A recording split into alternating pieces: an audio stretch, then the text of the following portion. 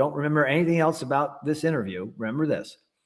When the credit markets falter and long-term interest rates begin to spike, the Pavlovian response normally to be, let's borrow trillions of dollars. The automatic stabilizers happen automatically, and then you could have some helicopter money too, like we had post-COVID. What if they borrow multiple trillions of dollars and the Fed prints it, and instead of that placating or mollifying the situation, it exacerbates the situation, and long-term interest rates begin to spike inexorably, intractably. That's the real problem this time. So we could end up with a crisis for sure. Business cycle hasn't been repealed. And when government reacts, does their reaction function make the problem worse?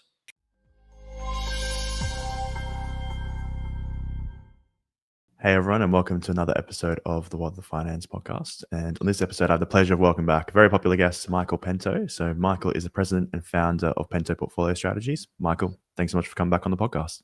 Great to see you as always. Yeah, really looking forward to the conversation. Lots been happening since we last spoke about 6 months ago. It seems like we've sort of experienced, multiple years. But what do you currently see in the economy? Interested to hear sort of how your framework for analyzing what we're seeing in economics markets. Well, what I see in the economy is something the Fed doesn't see, obviously. And the Fed is now cutting interest rates. They stopped quantitative tightening and now started quantitative easing. They're just panicked about banks' assets. A couple of fringe banks had their very riskiest of auto loans go bankrupt and sent them belly up. And that's, I guess, reason enough for the Fed to panic now. We're now expanding the balance sheet. We are cutting interest rates. We're going back to a negative real interest rate regime. But what about asset bubbles? They don't care about asset bubbles? I guess not. They're just in business of blowing them up even further. They don't care about the middle class who's been, eviscerated by the inflation that was imposed on them post-COVID. It's the level of prices that's priced out first-time home buyers. But they don't care. So, and I do care, but I'm not in charge of monetary or fiscal policy.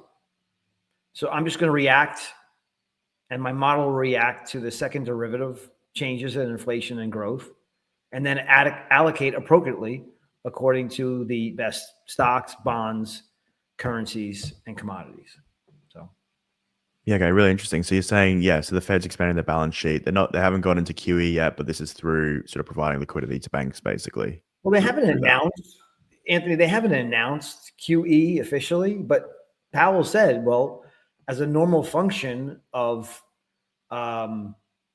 banking, the banking system is a debt-based monetary system. So as they expand the bank's balance sheets, the primary dealers, that he thinks it's a good idea to expand the Fed's balance sheet because you have to increase reserves, which back loans.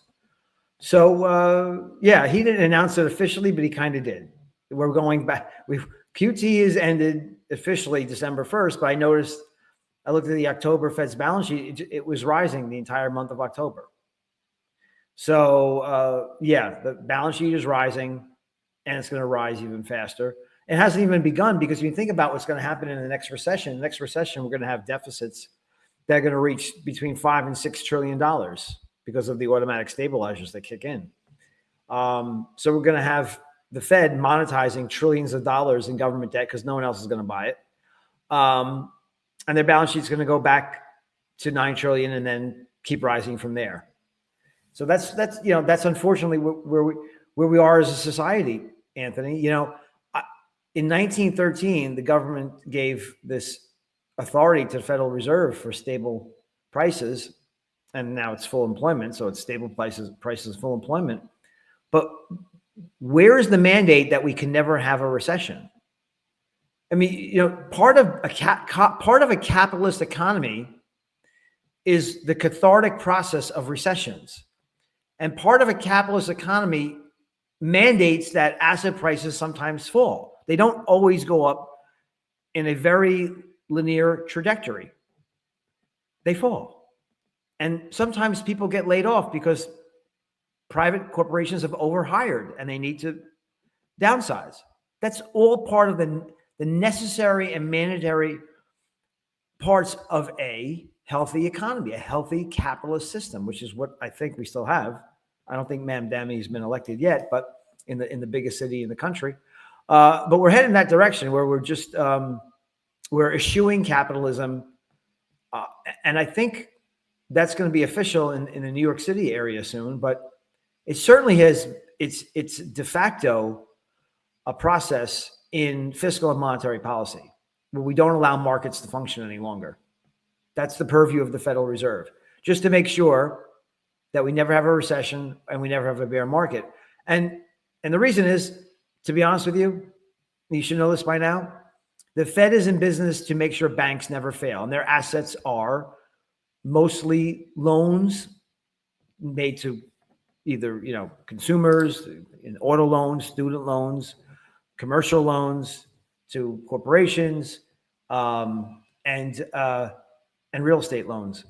And when those loans go bad, the banks fold. And the leverage in the system has never been greater. If you look at the total non-financial debt as a percentage of the economy, as of the last reported quarter from the Z.1, we are the most over-leveraged economy we have ever seen.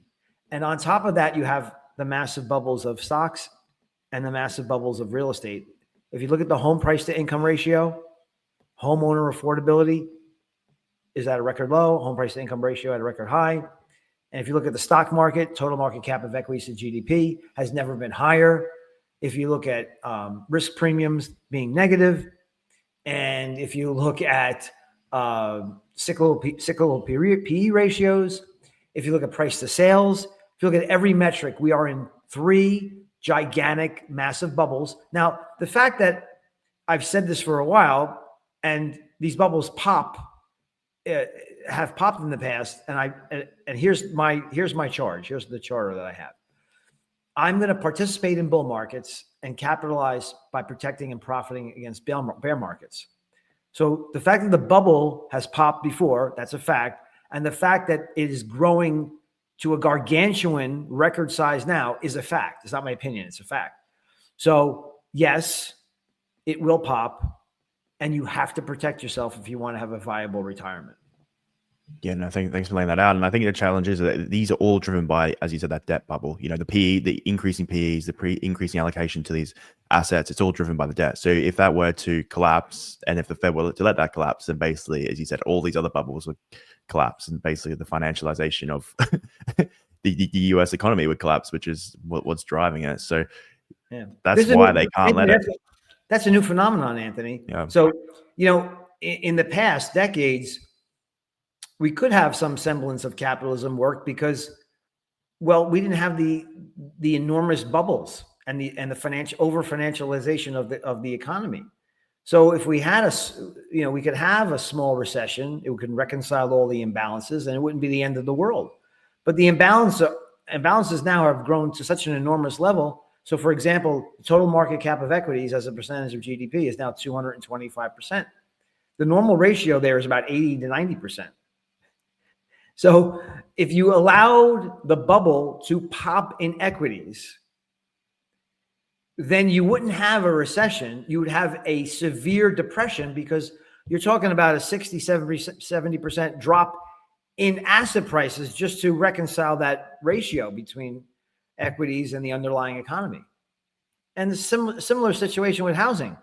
If we allowed home prices to collapse, they'd have to collapse by 30, 40% just to bring them close to that historical mean where you see home prices are affordable based on incomes. But what would happen to banks' balance sheets? The overcapitalized and very healthy banking system. Tell me how capital infused, and tell me how solvent the banking system would be if home prices dropped by 30%. I'd be interested to hear your take on that. Yeah, it wouldn't be. Well, I guess that's the thing. You can't, as you said, you can't collapse this without a massive depression. So the only way, and it seems like that's what Trump's trying to do, and who knows if he'll be successful or not, is how can you increase income? So you have to try and have the trajectory of the income increasing at a greater rate than it has in the past without getting inflation. Yeah, good luck with that. Yeah, good luck with that. That's never going to happen. Actually, the labor market's is in a lot of trouble. It's more AI related, and it's more government shutdown. It's more Doge related. It's more border closure related than it is the economy right now. But we will have we do have a healthy labor market, somewhat right now. But it's the supply of labor, not the demand that labor is really that is injured. But we will have an occurrence soon where both the supply and the demand of labor is going to be injured. And then what are they going to do? What is the central bank of our United States, and what is our Treasury going to do? So let's just run this scenario. So we do have another recession. It's been inculcated now to everybody. That's why we have such a record amount of participation in the stock market. We have stocks as a percentage of homeowner assets at a record high. And it's the most concentrated bubble in history. So we have 34% of the Mag 7 stocks made up, 37% of the S&P is just Mag 7. And if you take the top 10, it's over 44%. So it's the most over leveraged. If you look at FINRA margin data, it's one of the most over leveraged, highly concentrated, and massively overvalued stock markets in history. And when it bursts, what are they going to do? So the Pavlovian response has always been, okay, we have a recession, we have a stock market collapse. Let's print a lot of money and buy the massive increase in government debt. Well, like as I said, government debt is going to go to $5 trillion. That's just because the automatic stabilizers kick in. The unemployment insurance, food stamps, all that stuff. That happens without Congress passing anything. And then do you think Congress is going to sit there and say, okay, that's all we're going to do? No, we're going to have another round of helicopter money. In fact, Trump already said that he's looking at a $2,000 per U.S. citizen stimulus check going out, even though this is the greatest economy we've ever seen. And interest rates are already heading lower. So here's the issue. If the bond market begins to fracture, this is where the rubber meets the road. Okay, I run a long short portfolio, and I've been long for a very long time. Even though I could see here's this is not cognitive dissonance here. I could tell you that the construction of the economy and markets are artificial, and they are very fragile, and they will break. But I could still be net long, and that's what I am, net long in the portfolio. But when it breaks, because the investors have been so thoroughly inculcated through our government, central bank and treasury, that they will ride to the rescue. So there's a lack of fear in the market. Everybody just says, hey, just buy stocks because the government, don't you know, if the stock market stumbles, the government will come and save you. But what if the stock market starts to fall? And this is crucial. If you don't remember anything else about this interview, remember this. When the credit markets falter and long-term interest rates begin to spike, the Pavlovian response normally to be, let's borrow trillions of dollars. The automatic stabilizers happen automatically, and then you could have some helicopter money too, like we had post-COVID. What if they borrow multiple trillions of dollars and the Fed prints it, and instead of that placating or mollifying the situation, it exacerbates the situation, and long-term interest rates begin to spike inexorably, intractably. That's the real problem this time. So we could end up with a crisis for sure. Business cycle hasn't been repealed. And when government reacts, does their reaction function make the problem worse? And if that's the case, and I'm not saying it's 100%, guaranteed to happen. I'm saying the likelihood now that we have entered insolvency with $2 trillion deficits. And I think that we are now $38 trillion in debt. We started the year at 30. I think we started the year at 36. So, I mean, we truly have a big problem with our fiscal situation. We have a huge problem with inflation. We have a huge a monetary problem. As a matter of fact, he had Governor Moran said at this last FOMC press conference that he wants to cut more. For 2 times he voted to cut by 50 basis points. Okay, this is beyond foolish and ridiculous. Is now a time where you want to panic? So the Fed has missed its target for 4.5 years, this 2% inflation target. for 4.5 years. And now you want to panic cutting interest rates? So it's a very likely situation that the next crisis will bring so much debt and so much money printing that long-term yields do not fall, they rise, and that destroys. Mortgages are backed, are priced off of the 10-year, so the housing market gets destroyed. Student loans, some auto loans, corporate debt is priced off that long end. So you could have a meltdown in asset prices that is not remediated by the traditional borrow and spend methodology in DC.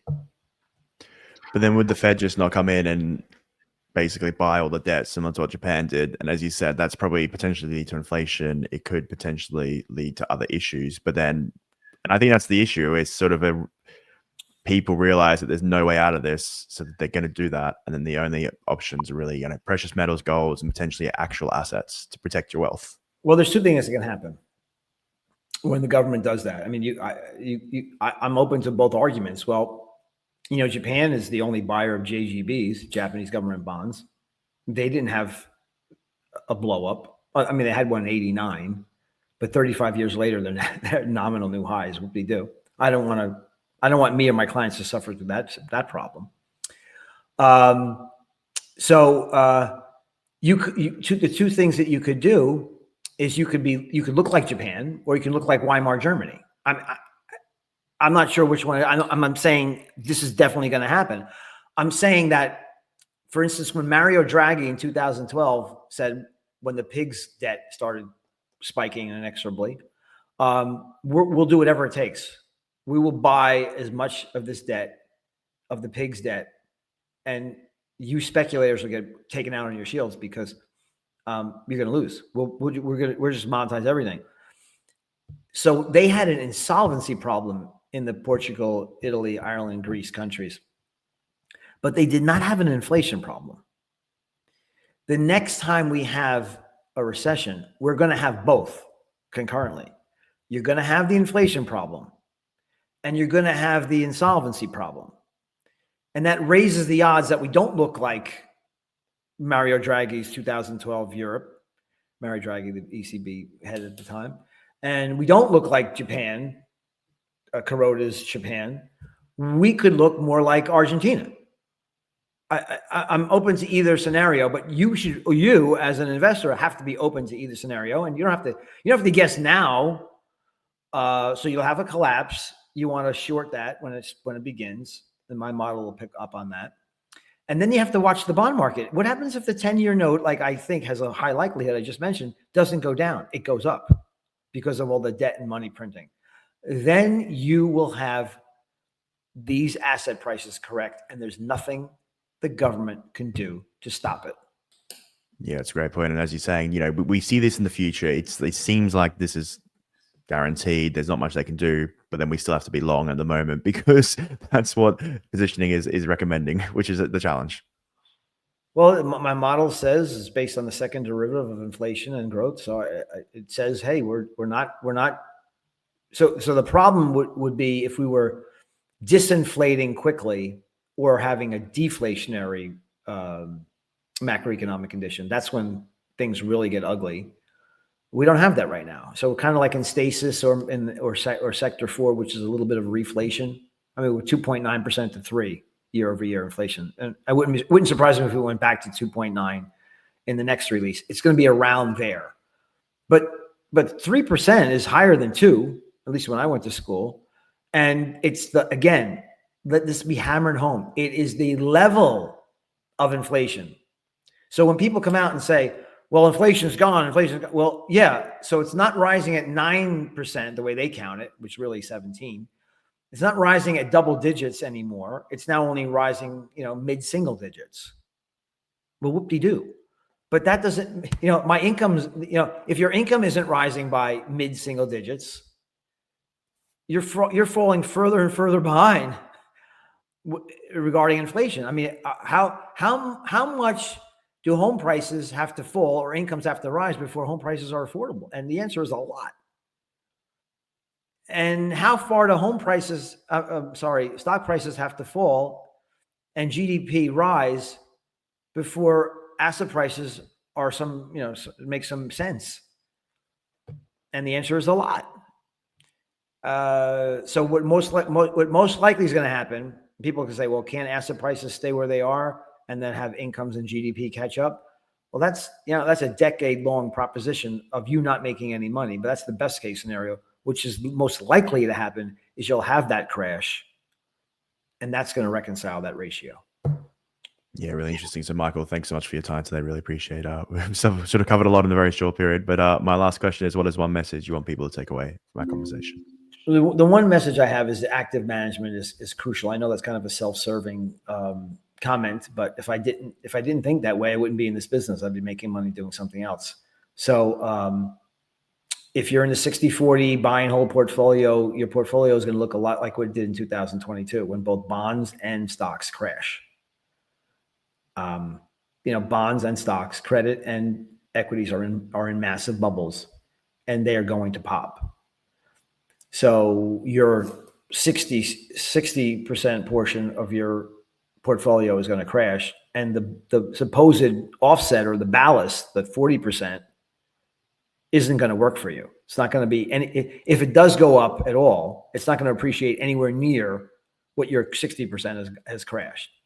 So the buy and hold, set it and forget it, target date portfolio, which everyone has embraced, and as everyone has bought the same 7 stocks, that will, not now, but someday it will turn. And it will turn for sure, because in a recession, and again, the business cycle hasn't been repealed, we will have another recession, and corporations' cash flows dry up, so the customers of the Mag 7 won't have the cash flow to continue spending on mostly AI-related investments. So it'll be Cisco Systems in 1999, 2000, where, hey, everybody overbought routers and switches and fiber optic cable. It wasn't that the internet was a phony technology; it was that there's just too much investment in it. And Cisco was a profitable company, still dropped 80%. Something like that's going to happen to your portfolio if you're a buy and hold, set it and forget it. In a buy and hold, set it and forget it rubric. We don't do that here. We actually try to earn our money by actively managing around the macroeconomic changes. So go to my website. It's pentoport.com. For $50, the whole year, you can get access to the midweek reality check, which is sort of like this conversation I have with myself every week and tell you the salient data and what we should be thinking about it. And then if you have $100,000 and you're a U.S. citizen and you qualify for a long short portfolio, I'll manage your money myself in the IDEX strategy. Yeah, great. Thanks so much for laying that out. I'll put in the description below. But yeah, I really appreciate you coming back on, Michael. And yeah, all the best, and look forward to having you on again. Thank you, Anthony. Take care. Great. Thanks. Hey, everyone. Thank you for listening. I really appreciate the support. If you've got value out of this, I'd really appreciate it if you could like, subscribe, or comment, good or bad feedback. I'm always open to that, but it really helps with the channel. As I said before, only about 14% of people actually subscribe to this channel. So if you were to that, it would really help. It could mean we could continue to grow. If not, thanks for watching, and see you on the next show. And you also might like this video right here. All right. Thanks again.